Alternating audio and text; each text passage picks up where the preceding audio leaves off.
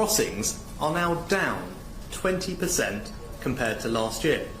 This is proof that our deterrent strategy can work. It was a bold claim. Just a month ago, the Prime Minister down in Dover insisting his Stop the Boats plan was working. But since then, a surge in small boat arrivals has exposed that claim to be at best premature.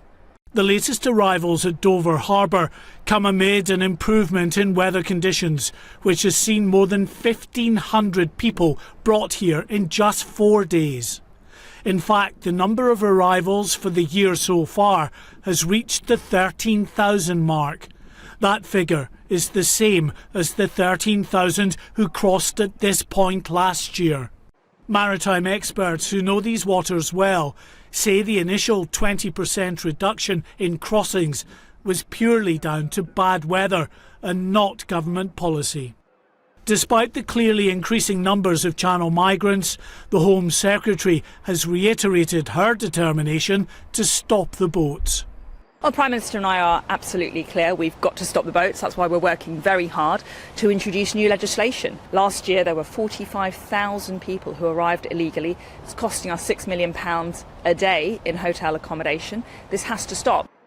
The surge in small boat arrivals is just the latest setback to the government's plans to tackle the Channel migrant crisis.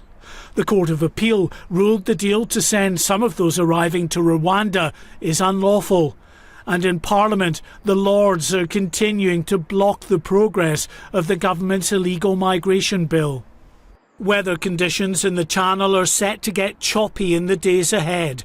But we're heading for the peak months, where flat camp conditions will pave the way for thousands more to cross. And if those figures continue to increase beyond last year's totals, Rishi Sunak will face the prospect of failing to meet one of his government's key priorities. Mark White, GB News.